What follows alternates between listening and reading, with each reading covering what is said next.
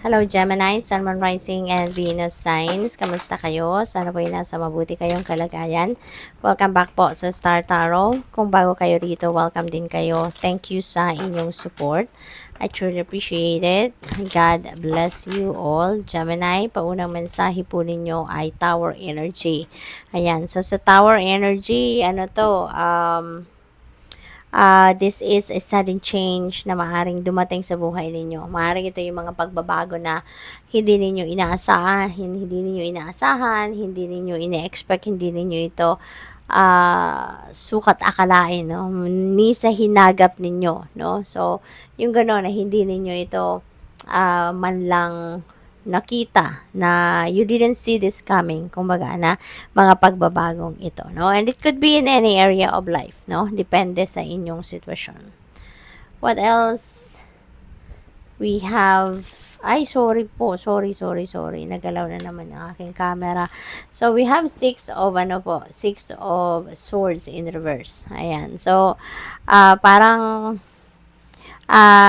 meron ditong, pag-a-avoid, no? So, siguro meron ditong problema or meron ditong sitwasyon na medyo hindi siguro ito paborable para sa inyo pag titignan ninyo. Kaya, maaring iniiwasan ninyo. You're trying to avoid this, no? So, siguro, parang, isinasantabi nyo lagi, ini-ignore nyo lagi. Kasi, maaring hindi talaga ito yung gusto ninyong harapin sa ngayon. So, maaring ganun ang ganap dito for some of you, no? Maari din ang iba sa inyo rito, baka na-stuck na kayo sa isang sitwasyon na magulo, na-stuck na kayo sa sitwasyon na parang unhealthy para sa iyo, toxic para sa iyo, yung gano'n, no? Na hindi kayo makapag move on talaga from this. So, maaring nandoon kayo sa sitwasyon na yan. At, you never know, baka yung Tower energy na to would resonate with this, no? Baka yung pagbabagong ito, yun pala makakapagpabago sa sitwasyon na ito ninyo, Gemini, no? Baka merong biglaang kaganapan na talagang ito yung magpapabaliktad sa sitwasyon ninyo rito. So, kayo lang tayo nakakaalam niyan, no? If this message resonates with you, kayo lang ang tayo makakaalam niyan kung ito nga ang mangyayari, 'di ba? We have 10 of Wands in reverse. Ayan. So, siguro, meron kayong parang kapaguran, no, na nararamdaman. Ang dami ninyong bitbit, ang dami ninyong karga, yung ganon. Parang sa ngayon gusto nyo na tong i-let go, no? Maaari ano na kayo, nakaka-realize na kayo, nakakapag-isip na kayo na parang ang bigat-bigat na, ang hirap na, 'di ba? Nahihirapan na masyado sa responsibilidad, sa responsibilidad, obligasyon na nakapatong sa balikat ninyo. So, siguro ngayon, nararamdaman ninyo na, bakit, 'di ba? Bakit ganito na lang? Bakit puro na lang ako, no? Yung ganon, parang walang tumutulong sa iyo. So, maaring nararamdaman ninyo yan, pero maaring hindi pa rin ito ninyo mag-give up din. Hindi rin ninyo ito maisantabi kasi, or hindi ninyo rin mahindian kasi maaring mga mahal ninyo ito sa buhay na involved dito, no? Maaring pagtulong ito sa mga mahal ninyo sa buhay. Kaya kahit nararamdaman ninyong pagod na kayo, nahihirapan na kayo, but still, 'di ba? Kailangan pa rin ninyong gawin, no? Kasi mahal ninyo sa buhay yung involved rito.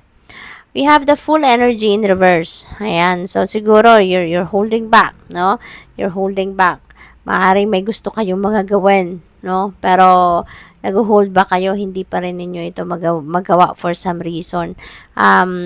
So, siguro merong pumipigil sa inyo or baka kayo mismo yung nagra-refuse, no, to move on or to move forward sa buhay, no? Kaya kayo pa rin yung you're still getting in your own way, kumbaga. Kaya siguro hindi kayo makausad, hindi ninyo mabago yung sitwasyon kasi kayo mismo yung pumipigil sa sarili ninyo na baguhin ang inyong sitwasyon. We have Queen of Pentacles in reverse. Ayan. So, there is imbalance, no? there is imbalance na nangyayari dito sa buhay ninyo, Gemini, and this could be related, no, doon sa finances, siguro related sa inyong pamilya, sa trabaho, no? So, siguro it's either sobrang busy ninyo sa trabaho, puro kayo trabaho at nanineglect ninyo ang mga kakailanganin ninyong asikasuhin din pagdating sa pamilya. Or maaring puro kayo pamilya ngayon ang focus ninyo, so maaring napapabayaan din ninyo ang inyong trabaho. So maaring may ganong sitwasyon. We have 7 of Wands, but this is in reverse. Ayan, so pagod na. No? Pagod na. Yung talaga nararamdaman ninyo, Gemini. Siguro yung kapaguran na to, related dito, no? Napapagod na kayo pero hindi rin kayo makareklamo. Napapagod kayo pero kailangan ninyo pa rin tiisin. Kailangan pa rin ninyong gawin. Yung ganon, no? Kaya, even though overwhelmed na kayo siguro sa obligasyon, responsibilidad ninyo, hindi rin ninyo mag-give up kasi sino ang gagawa nito para sa inyo, 'di ba? Sino ang papalit sa inyo, yung ganon. Kaya magtsatsaga na lang kayo, no? Magpapatuloy pa rin kahit napapagod na kayong tumulong, magpapatuloy pa rin because naaawa rin or maaawa rin kayo doon sa mga tinutulungan ninyo if you are going to give up. What else? We have 6 of Pentacles in reverse. Ayan, so siguro meron ditong naaabuso na talaga, no? And that could still be related to this, no? So, alam niyo, no, na ang dami niyo nang sinasakripisyo sa sarili ninyo para lang na maitulong mo sa iba, para lang na maibigay mo sa iba. So, maaring naaabuso na talaga ang inyong generosity, no, ng ibang tao. Maari din na ang iba sa inyo dahil sa pagtulong, no, baka kayo ay nagkakautang na, kayo ay nangungutang para may maitulong kayo, no? May maipadala sa pamilya, may maipanggastos sa mga kapatid, yung mga gano'n, no? So, maaari din na kailangan na din ninyong baguhin din ang pagmamanage ninyo ng inyong pera at isama nyo na din dito ang para sa sarili ninyo. Hindi lang yung para lagi na lang yung pinaghanap buhayan ninyo para na lang sa mga iba ninyong kapamilya, no? But also, you also need to, dapat kailangan nyo pa rin na magtabi din ng pera para sa sarili ninyo, okay? We have 6 of Wands in reverse. Ayan, so,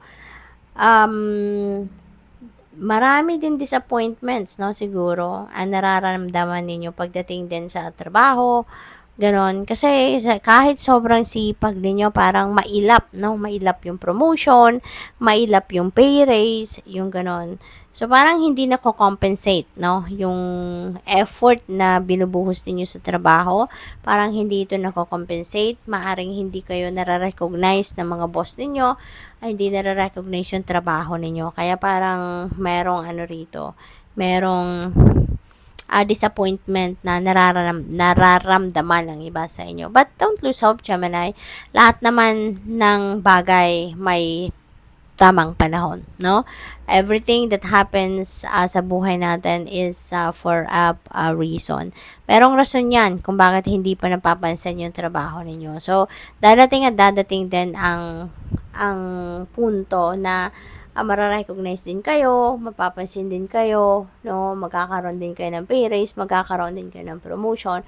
You just need to wait, no? You just need to wait for the right timing kasi lahat naman nangyayari in divine order and timing, 'di ba? Hindi natin pwedeng madaliin, no, ang mga bagay-bagay. We really need to wait for the right time. So, good luck. Thank you for watching Love and Light. Namaste.